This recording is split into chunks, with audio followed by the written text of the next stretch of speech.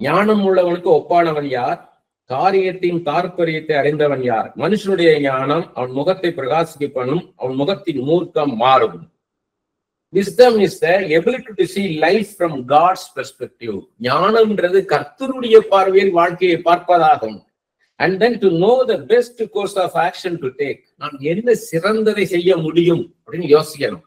அப்ப நாம இவனை யோசிச்சுட்டே நம்ம இப்படி பண்ணலாம், அப்படி போகலாம், இப்படி செய்யலாம், இப்படி இந்த படிப்பை படிக்கலாம், இந்த வேலையை பார்க்கலாம், அதை பார்க்கலாம் முடிவு பண்றதை விட ஆண்டவர்கிட்ட கேட்கணும். அனந்த ஞானம் உள்ளவர்கிட்ட கேட்கணும், பூரண ஞானம் உள்ளவர்கிட்ட கேட்கணும், சர்வ ஞானி இடத்துல கேட்கணும். நான் என்ன செய்யணும் ஆண்டவரேன்னு கேட்டீங்கன்னா அவர் உங்களுக்கு சரியா கைட் பண்ணுவார். அதான் சொல்றாரு. அதனாலதான் நம்ம நீதிமொழிகள் 1:7, நீதிமொழி 9:10, சங்கீதம் 111:10 பாக்குறோம். கர்த்தருக்கு பயப்படுதலே ஞானத்தின் ஆரம்பம்னு சொல்லி. அப்ப fear of the Lord is the beginning of wisdom. என்னன்னு கேட்டீங்கன்னா இது ஆண்டவரை பத்தி தெரிந்து கொள்ளணும், ஆண்டவர் மேல நம்பிக்கை வைக்க தெரிந்து கொள்ளணும். Knowing and trusting God. நம்ம வணங்குகிற தெய்வம் யார் அதை நம்ம தெரிந்து கொள்ளணும். அவர் எவ்வளவு அன்புள்ள தெய்வம், எவ்வளவு கிருபையுள்ள தெய்வம், எவ்வளவு தயவுள்ளவர். அதை தெரிஞ்சு கொள்ளும் போதுதான் அவரோட நம்ம க்ளோஸ் ஆக முடியும்.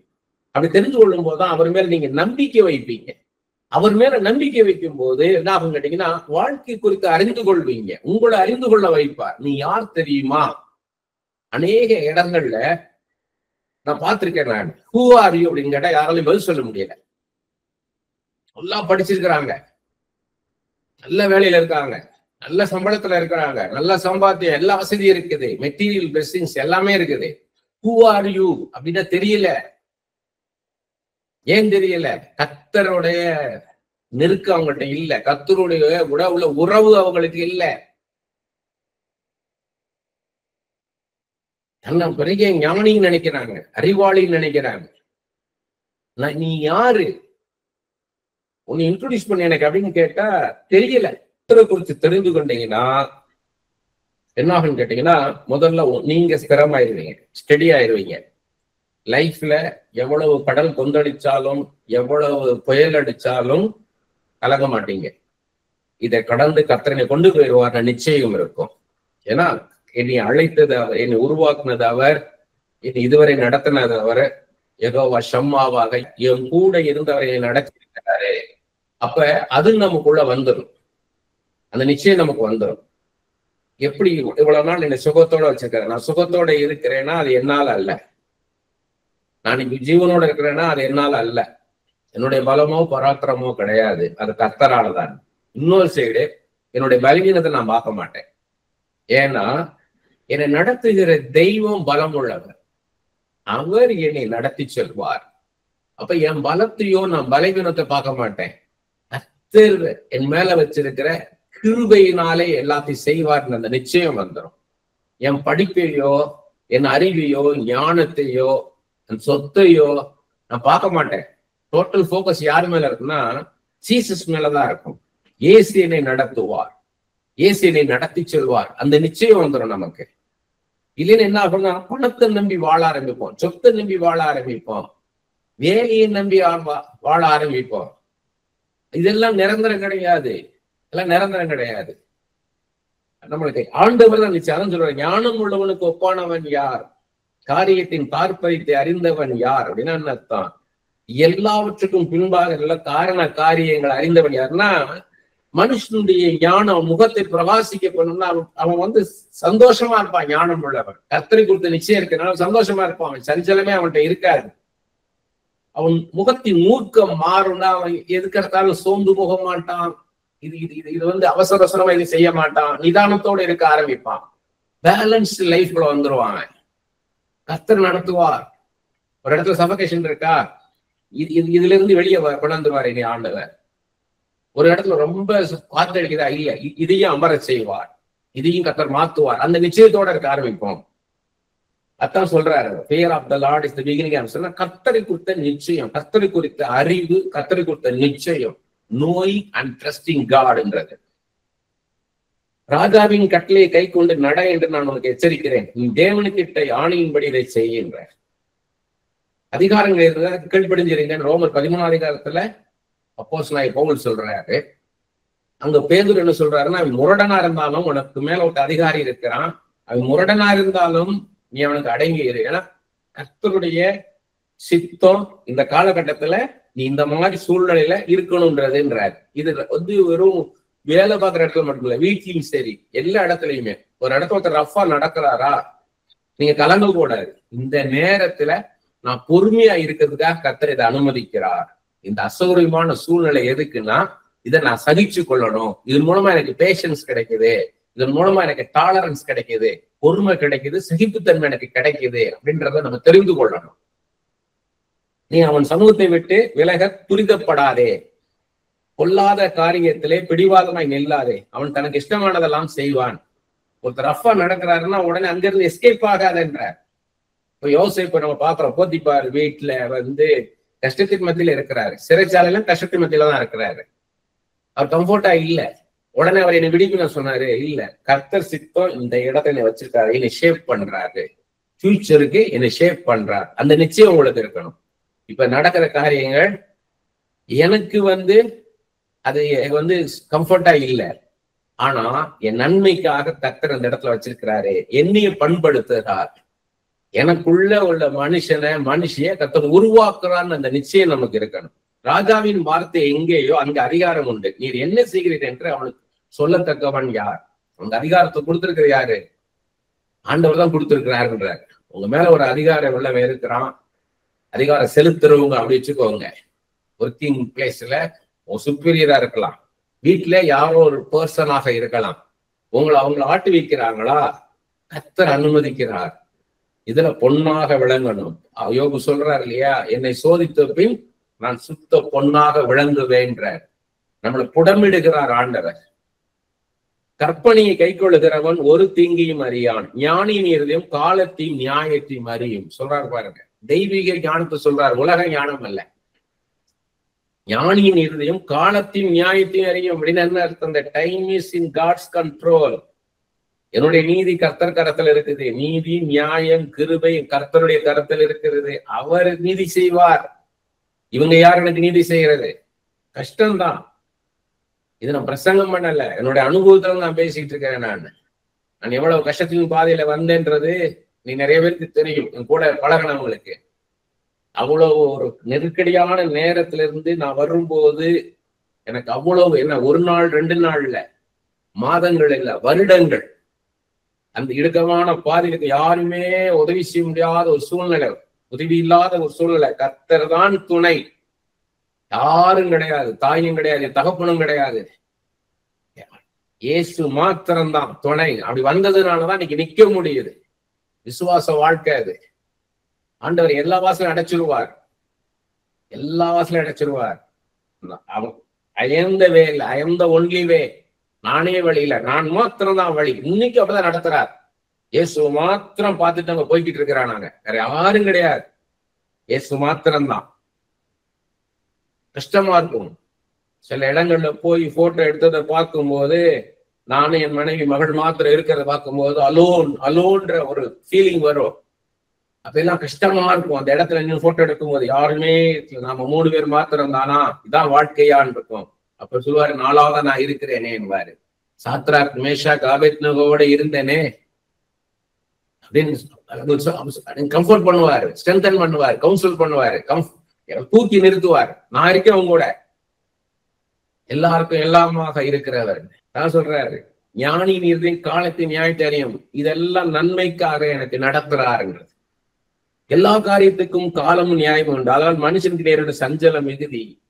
இந்த வாழ்க்கையை குறிச்சு எல்லாம் நீங்க யோசித்து உலக ஞானத்தின்படி மாம்சத்தின் பார்த்தீங்கன்னா உங்களுக்கு சஞ்சலம் தான் வரும். அதிக ஞானத்திலே சலிப்பு உண்டு, அறிவு பெருத்தவன் நோவு பெருத்தவன், அதிக படிப்பு உடலுக்கு இழைப்புன்னு பார்த்தோம். பிரசங்கி 1:18 பிரசங்கி 12:12 நம்ம பார்த்தோம். நம்ம இந்த உலகத்தை குறிச்சு நீங்க அறிந்து கொள்ள உங்களுக்கு சோர்வு தான் வரும். அதனாலதான் நீங்க செல்போன் பாக்குறவங்க எல்லாம் பாத்தீங்கன்னா உலகத்தின் காரியங்களை பார்க்க அகமதாபாத்ல அந்த பிளைட்டு போச்சு, ரஷ்யால ஒரு பிளைட்ல 42 பேர் போயிட்டான், அங்க ஒரு பிளைட் பின்னாடி எரிஞ்சிருச்சு டெல்லியில, அங்க ஒரு பிளைட்டே இறங்க முடியாம எங்கேயோ விழுந்துருச்சு. இப்படியே பாத்தீங்கன்னா என்ன ஆகும் உங்களுக்கு? அழிவுன்னு பார்க்கும்போது காசால இப்படி ஆகி போச்சு, காசால இப்படி ஆயிடுச்சு, உக்ரைன்ல இந்த மாதிரி ஆயிடுச்சு, இப்படி ஆயிடுச்சுன்னு பாத்தீங்கன்னா நியூஸ் பேப்பரை பரட்டினாலே நீங்க அந்த சென்னை பேஸ்ட் நியூஸ் இருக்கும், தமிழ்நாடு லெவல்ல இருக்கும், அப்புறம் இந்தியா லெவல்ல இருக்கும், அப்புறம் இன்டர்நேஷனல் நியூஸ் இருக்கும். அப்படின்னு நீங்க பார்த்துட்டே போனீங்கன்னா மனசு கஷ்டமாயிடும். காலையில எடுத்து நீங்க பேப்பர் படிச்சுட்டு அதுக்கப்புறம் பாத்தீங்கன்னா நீங்க லைஃப் ஸ்டார்ட் பண்ணீங்கன்னா உங்களுக்கு கஷ்டமா இருக்கும். சோர்வு தான் வரும், உங்களுக்கு டிப்ரெஷன் தான் வரும், ஃப்ரஸ்ட்ரேஷன் தான் வரும், விரக்தி, சோர்வு. அதனால சொல்றேன், அதிக படிப்போட இழைப்புன்னு. நீங்க இந்த உலகத்தின் காரியங்களை நீங்க பார்க்கும்போது காட்ஸ் பெர்ஸ்பெக்டிவ்ல கர்த்தருடைய கண்ணோட்டத்துல பார்க்க கத்துக்கொள்ளணும். இதை எல்லாத்தையும் மாத்துவார் கர்த்தர். இன்னது சம்பவிக்கும் என்று அவன் அறியானே, அது இன்ன விதமாய் சம்பவிக்கும் என்று அவனுக்கு சொல்லத்தக்கவன் யார்? அடுத்து என்ன நடக்கணும் யாருக்கு சொல்ல முடியாது. நம்ம அதான் சொன்ன பார்த்தோம், பிரசங்கி 7:14 பார்த்தோம், வாழ்வு தாழ்வு, வாழ்வு காலம் தாழ்வு காலம்ட்டு. இது ரெண்டு இருக்கிறதுனால நல்லது இருக்குது, கெட்டது இருக்குது, குட்டு இருக்குது, பேடும் நடக்குது உலகத்துல. இதெல்லாம் இப்படி இருக்கிறதுனால நம்மளால ப்ரிடிக்ட் பண்ண முடியல. எதிர்காலத்தை குறிச்சு வெறும் நல்லதா நடந்தா நல்லதுதான் நடக்கும்னு சொல்ல முடியும், கெட்டதா நடந்தா கெட்டதா நடக்கும். ரெண்டும் மாறி மாறி நடக்குது. அதனால எது நடக்கும் அடுத்து யாராலையும் சொல்ல முடியாதபடிக்கு கர்த்தர் வச்சிருக்கிறார், மறைச்சு வச்சிருக்காரு. ஏன்னா அவர் கருத்துல இருக்க எல்லாமே அவரை சார்ந்து நம்ம இருக்கிறதுக்காக தான் அவர் வச்சிருக்கிறார். ஆவியை விடாது இருக்கிறதுக்கு ஆவியின் மேல் ஒரு மனுஷனுக்கும் அதிகாரம் இல்லை. நான் என்னுடைய ஜீவன் என் கரத்துல கிடையாதுன்ட்டேன். மரண நாளின் மேலும் அவனுக்கு அதிகாரம் இல்லை. என் டெத்தை நான் போஸ்ட்போன் பண்ண முடியாது, டினை பண்ண முடியாது, ஸ்டாப் பண்ண முடியாது. அந்த போருக்கு நீங்கி போவதும் இல்லை, துன்மார்க்க விடுவிக்க மாட்டாது. சிலர் கெட்டதான் நினைப்பான், அவனை துன்மார்க்கத்திலேயே இருந்துகிட்டு இருப்பான், அதுல இருந்து அவனால வெளியே வர முடியாது, மாட்டிக்குவான்றாரு. அந்த போருக்கு நீங்கி போகலன்னு அந்த கஷ்டங்கள் இருந்துகிட்டு தான் இருக்குது. இதுல இருந்தா நான் எஸ்கேப் ஆக முடியாது. ஏன்னா கர்த்தர் கரத்துல இருக்குது. கர்த்தர் இப்படிதான் இருக்கணும்னு வச்சுட்டாரு. இவை எல்லாவற்றையும் நான் பார்த்து சூரியனுக்கு கீழே செய்யப்படும் எல்லா கிரியைகளையும் சிந்தித்தேன். ஒரு மனுஷன் தனக்கே கீழாக வேறொரு மனுஷனை ஆளுகிற காலம் உண்டு. அப்ப ஏற்கனவே பார்த்ததான் சொல்றாரு, பூமியில் நடக்க எல்லா கிரியைகளையும் சிந்தித்தேன். ஒரு மனுஷன் தனக்கே கீழுண்டாக வேறொரு மனுஷன் ஆளுகிற காலம் உண்டாகுனா, ஒரு நல்ல எஜமானனா இருக்கலாம், ஆனா எக்ஸ்பிளாய்ட் பண்றது. ஒருத்தர் நல்லா ஒர்க் பண்றான் அப்படின்னா அவனை ஒர்க்கிங் ஹவர்ஸ் 8 ஹவர்ஸ்னா அவனை என்ன பண்ணான, நீங்க அவனை ரெக்வஸ்ட் பண்ணி கூட ஒரு நேரம் வேலை பாரு, நீ இன்னொரு நாள் லீவ் எடுத்துக்கோ அப்படி கேட்கலாம். அது நியாயம். அவனை என்ன பண்ற, நல்லா வேலை பார்க்கறான்னா அவன்கிட்டயே எல்லா வேலையும் வாங்குறது, பார்ஷியாலிட்டி பண்றது. ஒருத்தன் பாத்தீங்கன்னா அவனை ப்ளீஸ் பண்ணிக்கிட்டு இருப்பான், அவன் வீட்டுல உள்ள வேலையெல்லாம் செய்வான். அதனால அவனை என்ன பண்ணிடுவாங்க, அதிகமா வேலை கொடுக்காம வேலை எவன் பார்க்கறானோ அவனை கசக்கி புழிகிறது. அதான் சொல்றாரு, ஒரு மனுஷன் தனக்கே கேடுண்டாக வேறொரு மனுஷனை ஆளுகிற காலம் உண்டுன்றார். இப்படியும் நடக்கும்ன்றார். பரிசுத்த ஸ்தலத்துக்கு போக்குவரவு செய்த துன்மார்கள் அடக்கம் பண்ணதை கண்டேன். அவர்கள் பரிசுத்த ஸ்தலம்னா நீங்க மெக்கா, மெதினா அந்த மாதிரி அவங்க போறாங்க. அதே மாதிரி இங்க எருசலேம் போறாங்க, புண்ணிய ஸ்தலங்கள், காசி, ராமேஸ்வரன் அவன் போறான். அந்த மாதிரி அப்படி சொல்லலை. இவரு ஆலயத்துக்கு போறத சொல்றாரு, ஆண்டவரை தேடுறத சொல்றாரு. பரிசுத்த ஸ்தலத்துக்கு போக்குவரவு செய்த துன்மார்க்கர் அடக்கம் பண்ணப்பட்டதை கண்டே அவர்கள் அப்படி செய்து வந்த பட்டணத்திலே மறக்கப்பட்டு போனால் இது மாயிடும். கெட்டது செய்கிறவன் அவன் ஆலயத்துக்கு வந்தாலும் அது துன்மார்க்கமா தான் வந்துட்டு போறான்றாரு. அவன் அந்த பட்டணத்துல அடக்கம் பண்ணப்படுறான். அவர்கள் அப்படி செய்து வந்த பட்டணத்திலே மறக்கப்படுமான்னு அர்த்தம். கெட்டது செஞ்சாலும் அது நம்ம பேசிட்டு இருக்கிறது இல்லை, மறந்துடுறோம். நம்ம அதை மறக்கிறோம். இதுதான் லைஃப்ன்றார். இதுவும் மாயையா இருக்குது. அவன் கெட்டது செஞ்சான் பாருங்கன்னு யாரும் அதெல்லாம் பேசிட்டு இருக்கிறது இல்லை. அது அவ்வளவுதான். துர்க்கிரியத்தக்க தண்டனை சீக்கிரமாய் நடவாதபடியால் மனுபுத்தன் இறுதியும் பொல்லாப்பை செய்ய அவர்களுக்குள்ளே துணிகரம் கொண்டு இருக்கிறது. உடனே பாவம் செஞ்சாலும் உடனே தண்டனை கொடுத்திருந்தா இதெல்லாம் நடக்காது. அப்படி ஆண்டவர் செய்யாததுனாலதான் துன்மார்க்கம் இருந்துகிட்டே இருக்கின்றார், துணிகரமாக செய்யறாங்கன்றாரு. பாவி 100 தரம் பொல்லாப்பை செய்து நீடித்து வாழ்ந்தாலும் என்ன, தேவனுக்கு அஞ்சு அவர் முன்பாக பயந்திருப்பவர்களை நன்றாயிருப்பார் என்று அறிந்திருக்கிறேன். பாருங்க, பாசிட்டிவா சொல்ற, ஒரு நெகட்டிவா சொல்லல. நீ பாவி 100 தரம் பொல்லாப்பை செய்து நீடித்து வாழ்ந்தாலும் என்ன, அது அப்படியெல்லாம் ரொம்ப துன்மார்க்கமா வாழ்ந்து தகாத வழியில சம்பாதிச்சு சொத்தை சேர்த்து வச்சு அதிக நாட்கள் இருந்து அதுல என்ன இருக்குது, லாபம் என்ன? அது லாபம் கிடையாது. கர்த்தருக்கு பயந்து, ஆண்டவருக்கு பயந்து, அவருக்கு முன்பாக பயந்து வாழ்பவர்களே நன்றாய் இருப்பார்கள் என்று அறிந்திருக்கிறேன். பொல்லாப்புக்கு விலகுவதே ஞானம் அப்படின்னு யோக புஸ்தகத்துல பாக்குறோம். கர்த்தருக்கு பயப்படுறதுலே ஞானத்தின் ஆரம்பம், பொல்லாப்புக்கு விலகி இருப்பதே ஞானத்தின் ஆரம்பம். கர்த்தருக்கு பயந்து பொல்லாப்புக்கு விலகி வாழ்ற வாழ்க்கை தான் நல்ல வாழ்க்கைன்றார். எல்லாமே இருக்குது, சாய்ஸ் இஸ் யுவர்ஸ்ன்றாரு. நீங்க தான் அந்த வாழ்க்கையை தெரிந்து கொள்ளணும். எப்படிப்பட்ட வாழ்க்கையை நீங்க வாழணும்னு நீங்க தான் தெரிந்து கொள்ளணும்ன்றாரு. துன்மார்க்கனும் நன்றாய் இருப்பதில்லை, அவன் தேவனுக்கு முன்பாக பயப்படாது இருக்கிறபடியால் நிழலை போல இருக்கிற அவனுடைய வாழ்நாள் நீடித்திருப்பதும் இல்லை. நீங்க ரொம்ப நாள் இருப்பான்னு நினைக்காத துன்மார்க்கன. துன்மார்க்கமா நடக்கிறவன் ரொம்ப நாள் இருப்பான்னு நினைக்காதீங்க. சடுதியா விளக்கு அணிந்து போகும். எல்லா இடத்தையும் பைபிள்ல இருக்குது. அதைத்தான் இங்க சொல்றாரு. பூமியுமே நடக்கிற வேறொரு மாயான காரியம் உண்டு. அதாவது துன்மார்க்கின் கிரியைக்கு வருவது போல நீதிமான்களுக்கும் வரும், நீதிமான்களின் கிரியைக்கு வருவது போல துன்மார்க்கருக்கு வரும். இது மாயை என்றேன்.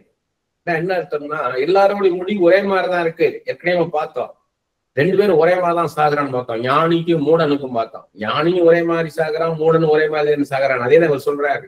துன்மார்க்கனும் சன்மார்க்கனும் ஒரே மாதிரி தானே டெத்துன்னு இல்ல. அது மாம்சத்தின் பார்வைக்கு. கர்த்தருடைய ஞானத்திலிருந்து பார்க்கும்போது எப்படி பார்ப்போம்? ஒன்னு நடக்குதுன்னா, ஒரு டெத்து நடக்குதுன்னா நீங்க காட்ஸ் பாயிண்ட் ஆஃப் வியூல பார்க்கணும்.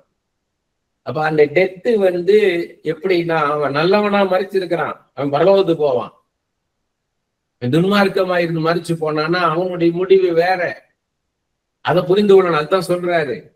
ஆகையால் நான் களிப்பை புகழ்ந்தேன், புசிப்பதும் குடிப்பதும் மகிழ்வதுமே அல்லாமல், சந்தோஷமா இருக்கிற சொல்றாரு. நான் களிப்பை புகழ்ந்தேன், புசிப்பதும் குடிப்பதும் மகிழ்வதுமே இல்லாமல் சூரியனுக்கு கீழே மனுஷனுக்கு வேறொரு நன்மையும் இல்லை. சூரியனுக்கு கீழே தேவன் அவனுக்கு தந்த ஜீவகாலத்தில் அவன் பிரயாசத்தினால் அவன் நினைக்கும் பலன் இதுவே.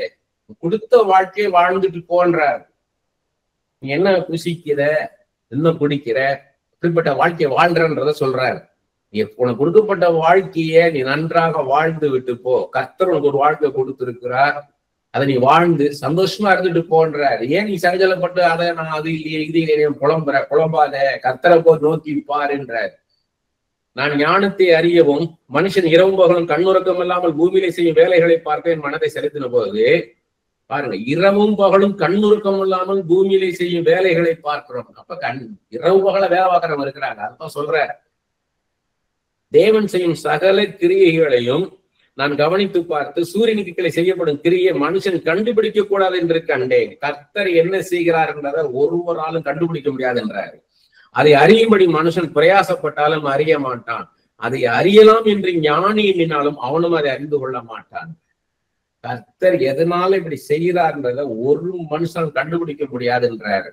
About his wisdom, it's beyond our brain, our intelligence, our wisdom, our knowledge என்றார். மனுஷனுடைய அறிவுனால, ஞானத்தினால, அனுபவத்தினால கர்த்தர் என்ன செய்கிறார் என்ற கர்த்தருடைய ஞானத்தை அறிந்து கொள்ளவே முடியாது என்றார். ஏன்னா இந்த பிரசங்கி 11:5-6 இருக்குது. பார்த்தோம்னா உங்களுக்கு ஈஸியா புரியும். இதே காரியம் அங்க சொல்றாரு. அதை நம்ம பார்த்துருவோம்.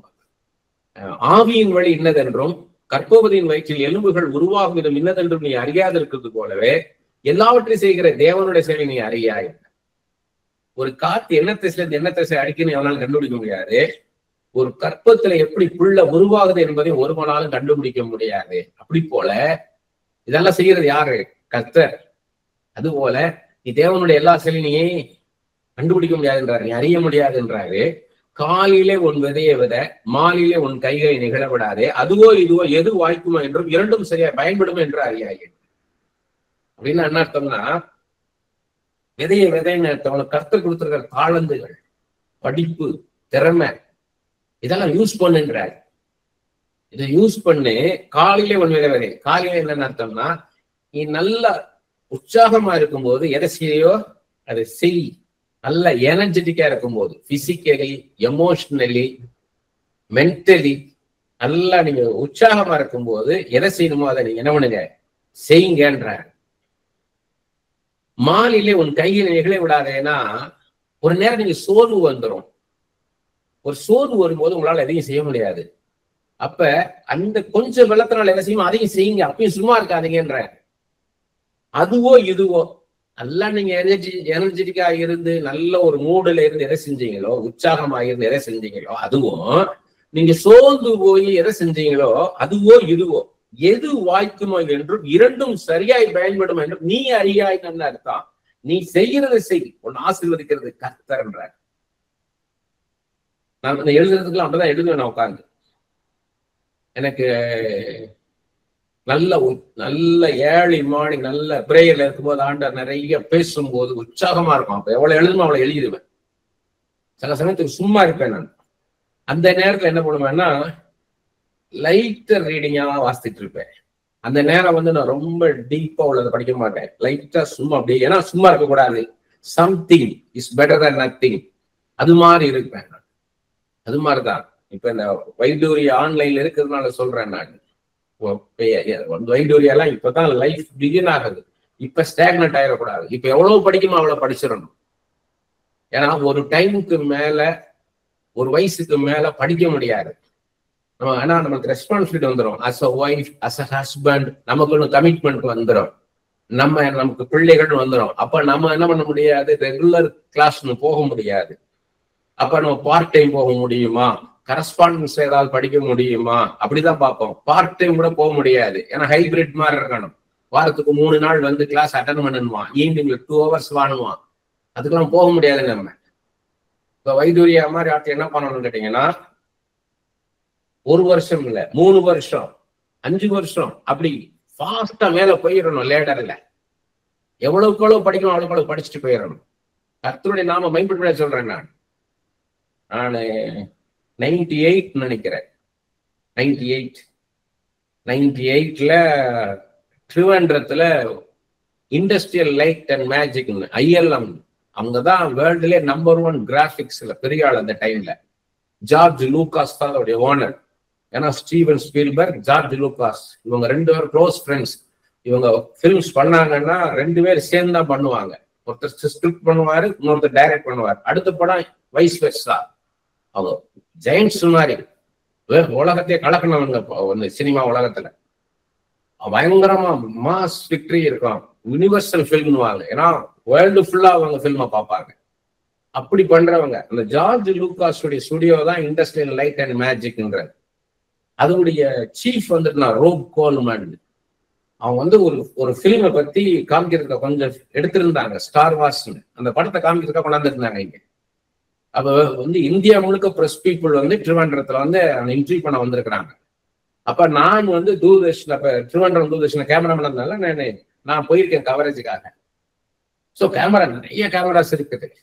நாங்க கேமராமேன் நாங்க பேசக்கூடாது, டெக்னிக்கல் பீப்புள்.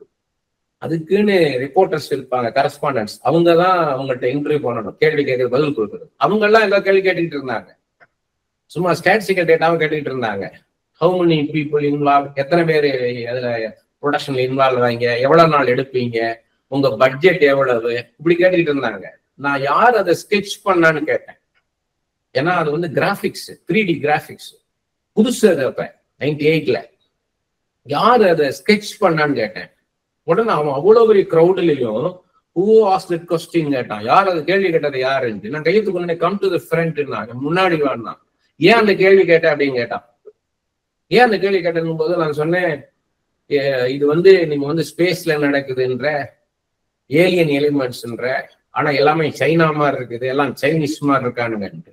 அப்ப அதெல்லாம் எக்ஸ்பிளைன் பண்ணேன். அவன் வந்து அதை அப்படி ஃப்ரீஸ் பண்ண சொல்லி ஸ்கிரீன்ல என் கூட உட்காந்து எக்ஸ்பிளைன் பண்ணேன். அந்த ஆர்கிடெக்சர் எல்லாம் எக்ஸ்பிளைன் பண்ணேன் நான். இதெல்லாம் சைனீஸ் மாதிரி இருக்கு பாரு ஆர்கிடெக்சர்னு. ஒரு பில்டிங்கை பார்த்த உடனே பேடு குட்னு தெரியுது பாரு அப்படின்னு. ஏன்னா அந்த லைன்ஸ் அப்படி இருக்குது அதுல. அதே மாதிரி அதனுடைய அனாட்டமி எப்படி இருக்குது பாரு, அந்த ஐ ஃபீச்சர்ஸ், அந்த அந்த காது அனாட்டமி எல்லாமே கலர்ஸ் எல்லாத்தையும் எக்ஸ்பிளைன் பண்ணேன் நான். எக்ஸ்பிளைன் பண்ணேன். அவன் அவ்வளவு உற்சாகமாயிட்டான். ஏன்னா அவன் சொல்றான், அவன் ஒரு போட்டோ எடுத்து காமிச்சான். லேப்டாப் மாதிரி ஒரு பேக் இருந்தது, அதுல இருந்து ஒரு போட்டோ எடுத்து காமிச்சான். ஒரு சைனீஸ் மேன், டக் சாங், என் பேர் இன்னைக்கு ஞாபகம் இருக்கு, டக் சாங். இவன் தான் எங்களுக்கு மெயினான ஆளு. நாங்க பிளாக் அண்ட் ஒயிட் ஸ்கிரிப்ட் ரெடியான உடனேயே ஜார்ஜ் லூகாஸ் சைனா போயிருவாராம். அந்த டக் சாங்கோட ஸ்டே பண்ணிட்டு another 2 years அவன் வேர்ல்டு ஃபுல்லா டிராவல் ஆவாங்க. என்னென்ன மாதிரி அந்த ஸ்பேஸ் ஷிப் பண்ணணும், அந்த ஏலியன் அந்த எலிமெண்ட்ஸ் எப்படி இருக்கணும், அந்த ஏலியன்ஸ் எப்படி இருக்கணும், அந்த ஃபிகரு, அந்த பில்டிங்ஸ் எல்லாம் எப்படி இருக்கணும், அந்த ப்ராப்பர்ட்டிஸ் எப்படி இருக்கணும்னு 2 இயர்ஸ்க்கு டிசைன் பண்ணுவார். அந்த டச் ஆன் தான் each and every stage decide பண்ணுவாரா. இவங்க செய்வாங்களா அவருடைய டைரக்ஷன்ல தான், ஃபைனல் வரைக்கும் அவர் தான் செக் பண்ணுவார். அப்போ அவன் தான் சொன்னான், எனக்கு வந்து நீ வந்து இது மட்டும் தெரியாம இருக்க, கம்ப்யூட்டர் கிராபிக்ஸ் இதை படி, நீ வந்து சினிமால எல்லாம் தெரிஞ்சு வச்சிருக்கிற, இந்த விஷயம் உனக்கு தெரியாம இருக்கிற, ஜீரோவா இருக்கிற, நீ கம்ப்யூட்டர் கிராபிக்ஸ் படிக்கலாம். நான் அங்க போகும்போதுதான் 2D 3D ஸ்பெஷல் எஃபெக்ட்ஸ் போனேன். படித்தனால்தான் இன்னைக்கு என்ன நடக்குதுன்னு தெரியும் எனக்கு. ஒரு படம் பண்றாங்கன்னா இது எங்க கிராபிக்ஸ் வருது, எங்க ரியலா இருக்குது, எங்க பண்றான். இப்ப ஆர்டிபிஷியல் இன்டெலிஜென்ஸ் வந்துருச்சு, இன்னும் ஈஸியா இருக்குது, அது அபாரமா இருக்குது, அபாரமா இருக்குது. நம்ம வந்து ஒரு ஹியூமன் பீயிங் 10 நாள் 1 மாசம் பண்றத 20 செகண்ட்ஸ்ல பண்ணுது. அது கரெக்ஷன் கொடுத்தோம்னா another 20 செகண்ட்ஸ். அதனால நம்மளை டெவலப் பண்ணணும். உங்க ஏரியா என்ன ஏரியாவோ ஃபியூச்சருக்கு உங்களை எக்யூப் பண்ணுங்க. பாஸ்ட பத்தி பேசிட்டே இருக்காதீங்க. What you do right now, what you did இல்ல, what you do right now it will decide your future. இன்னைக்கு நீங்க என்ன செய்றீங்களோ அதான் உங்க ஃபியூச்சரை டிசைன் பண்ணும். நீங்க இப்படியே செக்கு மாட்டு மாதிரி ஓடிக்கிட்டு இருக்க கூடாது. இதுதான் என் வேலை, இப்படித்தான் இருப்பேன்னு இல்ல. உன்னை உயர்த்த கர்த்தர் ரெடியா இருக்கார், ஆயத்தமா இருக்கிறார், நீ ரெடியா இருக்கியான்னு தான் கேட்கிறாரு நம்மள. ஆனா நம்ம வந்து இது போதும் நினைக்க கூடாது, இன்னும் என்ன மாதிரி போகணும் மேல. இன்னைக்கு நான் எனர்ஜெட்டிக்கா தான் இருக்கேன், ஸ்டில் ஐம் லேர்னிங். இன்னைக்கு நம்ம என்ன சொல்ல முடியும் இல்லைன்னு. அப்ப ஆண்டவர் செய்கிற காரியம் வந்து என்ன சொல்ற, நீ அறிய முடியாது. காத்து எந்த வழியா வருது, எந்த வழியா போறதோ, ஒரு கற்பத்துல எலும்புகள் உருவாகிறதுலாம் நீ பார்க்க முடியாது. இதெல்லாம் உன்னுடைய அறிவுக்கெல்லாம் அப்பாற்பட்ட காரியம் அப்படின்னு என்ன அர்த்தம்? அப்படிப்பட்ட தெய்வம் உனக்கு இருக்கிறேன், நீ ரெடியா இருக்கியா, நான் உனக்கு தூக்கிட்டு போறேன் மேலன்றாரு. நீ ஆயத்தமா இருக்கியான்றாரு. அதான் சொல்றாரு. அந்த 8:11 சொல்றாரு பாருங்க, அது முக்கியம்னு சொல்றாங்க. துன்கிரியைக்கு தண்டனை சீக்கிரமாய் நடவாதபடியால் மனுபுத்திரன் இருதயம் பொல்லாப்பை செய்ய அவர்களுக்குள்ள துணிகரம் கொண்டிருக்கிறது. துன்மார்க்க பத்தி சொல்றாரு. அவனுக்கு உடனே தண்டனை இல்லாதனால செஞ்சிட்டு இருக்கான்னு. ஆனா அதை பார்த்து நீ சோர்ந்து போயிடாத. உன் கண் எதிரில் ஏதாவது துன்மார்க்கமா நடக்குதுன்னா, இதெல்லாம் அப்படி நடக்குதே, கர்த்தர் இருக்கிறாரான்னு நினைக்காத, இதெல்லாம் நியாய தீர்ப்பு நாள்ல கொண்டு வருவேன்றார். அதனால கலங்காதன்றாரு. ஒரு நாள் நியாய தீர்ப்பு உண்டு, அதனால நீ இப்படியே விட்டுற மாட்டேன். உனக்கு எதிராக ஒரு காரியம் நடக்குது, நீ நியாயமா இருந்தும் உனக்கு உள்ள உயர்வு உனக்கு கொடுக்காம, உனக்கு உள்ள அங்கீகரிப்பை கொடுக்காம, ரெகக்னிஷன் கொடுக்காம இருக்கிறாங்கனால சோர்ந்து போகாத. கர்த்தர் உனக்குள்ள உயர்வையும் அங்கீகரிப்பையும் நான் தருவேன், அதே நேரத்துல உனக்கு எதிராக செயல்பட்ட தண்டனையை நான் கொடுப்பேன்றார். அதான் பழி வாங்குதல் எனக்கு உரியது, பதில் செய்வது எனக்குரியது என்றார். நீ அதை குறிச்சு நீ சோர்ந்து போகாத, நீ என்னை பார்த்துட்டு மேல வான்றார். அதான் சொல்றாரு. அவங்களுக்கு ஒரு நியாயத்திற்கு உண்டுன்றார். Life is ultimately better with God. Life வந்து 8வது காலத்துல அதான் சொல்றாரு. ஆண்டவரோட நீங்க இருந்து வாழ்ந்து பாத்தீங்கன்னா வாழ்க்கை உங்களுக்கு உன்னதமான ஒரு வாழ்க்கையை கொடுத்திருக்கிறார் உங்களுக்கு. அது புரிஞ்சுக்குவீங்க. நம்ம பிரச்சனையில இருந்து வெளியே கொண்டு வாங்கப்பான்னு சொல்றதை விட, இந்த பிரச்சனையை நான் எதிர்கொள்ளத்தக்கதான மேற்கொள்ளத்தக்கதான வல்லமை எனக்கு தாரும் ஐயா அப்படின்னு சொல்லி கேட்டீங்கன்னா அந்த வல்லமை உங்களுக்கு தருவார். நம்ம ஜெபமே அதுதான். நம்ம ஜெபிக்கும் போது இந்த சூழ்நிலை எனக்கு விடுதலையை தாருமப்பான்னு கேட்கக்கூடாது. இந்த சூழ்நிலையை நான் நின்று நான் அதை மேற்கொள்ளணும், அதுக்கு எனக்கு பலன் தாரும். எனக்கு சொல்லுங்க, நான் என்ன செய்யணும்னு சொல்லுங்க ஆண்டவர். உங்களை தூக்கி நிறுத்துவார். இதுதான் நம்மளோட விசுவாசத்தின் பரீட்சைன்றது. நம்ம இதுல நின்று பழகணும். நீங்க அதுக்கு என்ன பண்ணணும்? கர்த்தர் என்னோட இருக்கிறார். நீங்க வந்து தண்ணீர்களை கடக்கும் போது தண்ணீர்கள் உன் மீது புரளுவதில்லை என்றார்.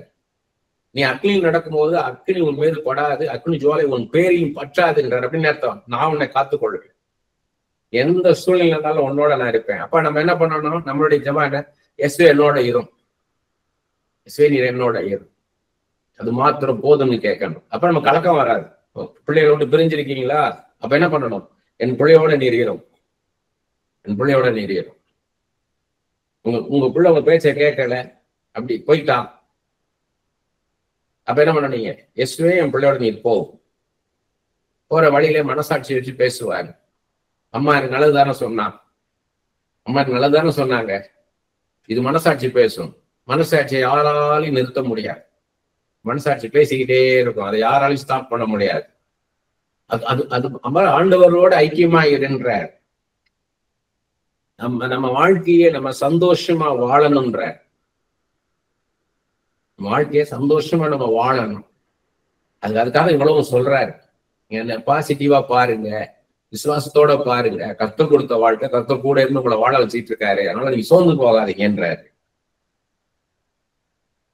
எதிர்காலத்து குறித்து அறியாதனால நிகழ்காலத்தை வாழாம விட்டுற விடக்கூடாதுன்றாரு. நம்மளால we can't predict our future. எதிர்காலம் எனக்கு இப்படிதான் இருக்கும்னு யாராலையும் சொல்ல முடியாது. அதனால என்ன பண்ணிடக்கூடாது, நிகழ்காலத்தை வாழாம விட்டுறக்கூடாது. இன்னைக்கு எனக்கு என்ன ஆண்டவர் கொடுத்திருக்காரோ அந்த வாழ்க்கையை வாழணும். என்ன மாதிரி எனக்கு பாத்திரத்தை கொடுத்திருக்கிறாரோ, கணவன்ற பொறுப்பு, அப்பான்ற பொறுப்பு, தாயின்ற பொறுப்பு, மனைவின்ற பொறுப்பு கொடுத்திருக்கிறாரோ அதை நம்ம சரியா செய்யணும். நம்ம எந்த வேலையில வச்சிருக்காரோ அந்த வேலையில நம்ம எக்ஸ்பர்ட்டா இருக்கணும். எவ்வளவு ஹார்ட் ஒர்க் பண்ணணும், அவ்வளவு ஹார்ட் ஒர்க் பண்ணணும். ஏன்னா நம்மளுக்கு எதிர்மானன் இயேசு கிறிஸ்து தான். உலகத்தை பார்க்க கூடாது, ஹார்ட் ஒர்க் பண்ணணும். அங்க லெத்தார்ஜிக்கா இருக்கக்கூடாது. நீங்க லெத்தார்ஜிக்கா இருக்கிறீங்க, உங்களுக்கு வேலை இல்லை, ஹார்ட் ஒர்க் பண்ணாம இருக்கிறீங்க அப்படின்னா ஹார்ட் ஒர்க் பண்ணாம இருந்துடக்கூடாது. உங்களுக்கு என்ன வேலை கொடுத்தாலும் அதை ஹார்ட் ஒர்க் பண்ணணும். அப்போ நீங்க துருப்பிடிக்காம இருப்பீங்க. இன்னொன்னு, உங்களுக்கான பலன் கர்த்தர் தருவார். நீங்க விதைக்கிறதுக்கான பலனை கர்த்தர் நிச்சயமா தருவார். நீங்க எந்த இடத்துல இருந்தாலும் அந்த இடத்துல நீங்க, அதுக்குதான் நம்மளுக்கு ஜோசப் மாதிரி கேரக்டரை முன் உதாரணம் கொடுத்திருக்காரு. அவன் போத்திபாருக்கு அடிமையா இருந்தான், சிறைச்சாலையில கைதியா இருந்தான் பாருன்ற.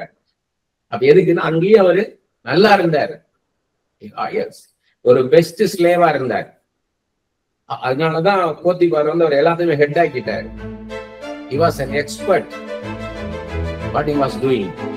அது செய்யறதுல அவர் திறம்பட வேலை பார்த்தார். அப்படி போல நமக்கு என்ன இடத்துல நம்ம திறமையா வேலை பார்க்கணும், அதை ஆண்டவர் பார்ப்பாரு.